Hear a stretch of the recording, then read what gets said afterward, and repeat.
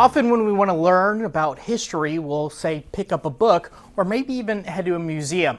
But one Brazos Valley town is preserving their history in a way that gives you an almost perfect glimpse of every detail.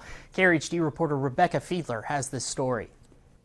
Does this look like a real Woodson lumber company on a real street in a real town? Well, it's supposed to. This is the Old Town Camera display in the Milam County Railroad Museum. This is the passion project of a Cameron native recapturing his childhood from the 1940s. Since at least the 1960s, one man and his wife have been creating this exact replica of the city of Cameron during World War II, complete with lighting and working train sets. This county courthouse was built by measuring the real courthouse in person, and the clock tower numbers painted on with a cat's whisker. He doesn't know why he started on it. His grandparents' house, let me see if I can find it. Thanks to local museum director Jamie Larson, the lifelong hobby and living history book created by John and Francine Johnson is being preserved and prepared for grand public display downtown. It's already been on display to some capacity over the past 6 years. John says he's always loved building model train towns. But why Cameron for all these decades of work?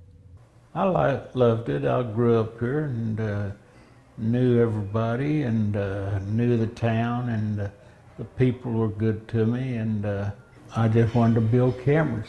It started as just a hobby, but as it's opened periodically for the public to see, it's already made an impact on the hearts of the community. Larson recalls one older woman spotting the replica of her dad's clothing store from her childhood. She started telling us all these stories about her dad. And as she was leaving, I said, "Susie, did you get to touch your daddy's store when you were looking at it?" And she said, "No." I said, "Go back and I want you to put your hands on it and close your eyes and let all those memories just kind of rush back to you." And she stood there for a few minutes and the tears just started rolling down her face. As the Railroad Museum prepares to move the massive city recreation to its new permanent home at the old Juvenile Services Building, Larson makes repairs and adjustments that John Johnson isn't physically able to make himself anymore. If everything goes as planned, the museum leaders hope to be up and operational in their new downtown location as soon as this fall. Reporting in Cameron, Rebecca Fiedler, KRHD News.